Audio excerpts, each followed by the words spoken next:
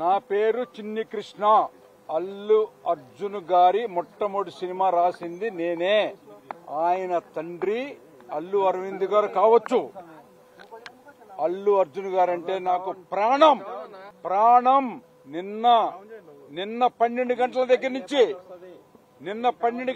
నుంచి ఇంతవరకు అన్నం కూడా తినలేదు. జైలు నుంచి ఇప్పుడు మళ్లీ వస్తున్నాను.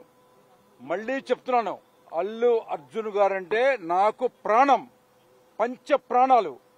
గంగోత్రి అనే గంగానదిలో స్నానం చేసి హీరో చేసిన వ్యక్తికి మరకలు అంటించడానికి ప్రయత్నం చేసినటువంటి ఏ వ్యక్తి అయినా, ఏ నాయకుడైనా, ఏ ప్రభుత్వం అయినా సర్వనాశనం అయిపోద్ది. గుర్తుపెట్టుకోండి.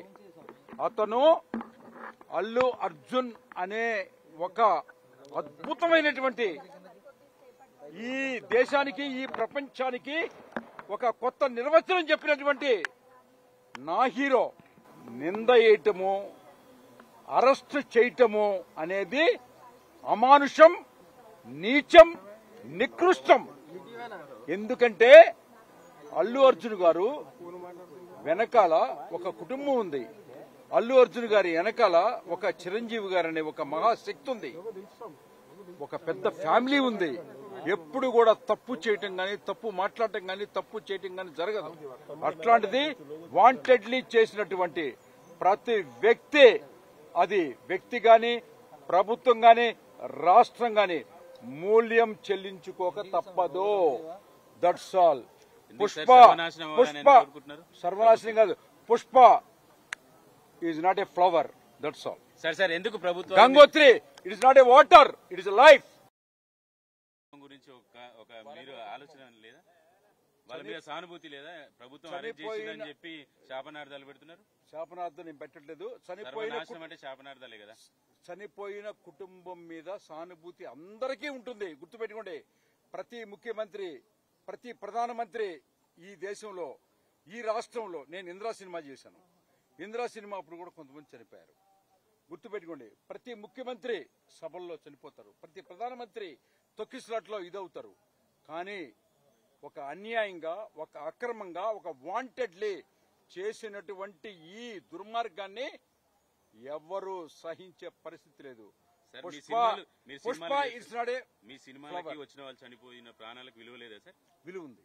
మరి మీరు అంటున్నారు ఏంటంటే విలువ ఉంది. ఇందిరా సినిమా చనిపోయారు, సినిమాలకు విలువ ఉందండి.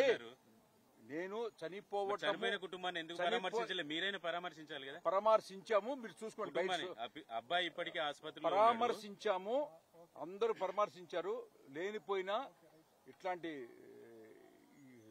మానవత్వానికి పరాకాష్టే మెగా ఫ్యామిలీ. గుర్తుపెట్టుకోండి. దాన్ని సార్ మెగా ఫ్యామిలీ గురించి ఏమనట్లేదు సార్. ఎవరికి నేను ఎవరి మీద ఆరోపణలు సార్? ఇదే ప్రభుత్వము సినిమా టికెట్లు పెంచుకోమని, షోలకి అనుమతి ఇచ్చింది, రేట్లు పెంచుకోమని అనుమతి ఇచ్చింది. ఒకవేళ కక్ష సాధింపు చర్యలకు దిగాలనుకుంటే సినిమా ధరలు పెంచుకునే వెసులుబాటు ఇచ్చేది కాదు కదా. అంటే ఈ సినిమాకి ఇచ్చారా, ఇంతకు ముందు ఇచ్చారా? ఈ సినిమా గురించి మాట్లాడుతున్నారు కదా మీరు. మీరు ఈ సినిమాకి ఇచ్చారా, ఇంతకు ముందు ఇచ్చారా? ఇందిరాకి ఇచ్చారా, కలికి ఇచ్చారా, బాహుబలికి ఇచ్చారా? అన్నిటికి ఇచ్చిన విషయాన్ని చెప్పమాకవయ్యా. నువ్వు చెప్పేదినో, నేను చెప్పేదినో. అందరికీ జరుగుతున్నట్టే అన్నిటికీ ఇచ్చిన విషయం. కొత్త సబ్జెక్ట్ ఏమీ ఇక్కడ లేదు. కొత్త సబ్జెక్ట్ వాంటెడ్లీ క్రియేటెడ్ అండ్ అసలు దారుణం అండి.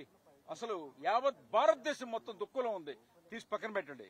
ఆ దుఃఖం ఏంటో, ఆ రియాక్షన్ ఏంటో త్వరలో చూస్తారు. That's all. కుటుంబ దుఃఖానికి పరిష్కారం ఉందా సార్? ఆ కుటుంబ దుఃఖానికి పరిష్కారం ఉందా?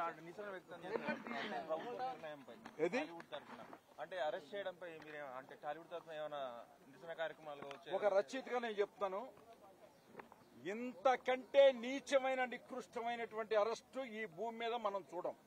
That's all.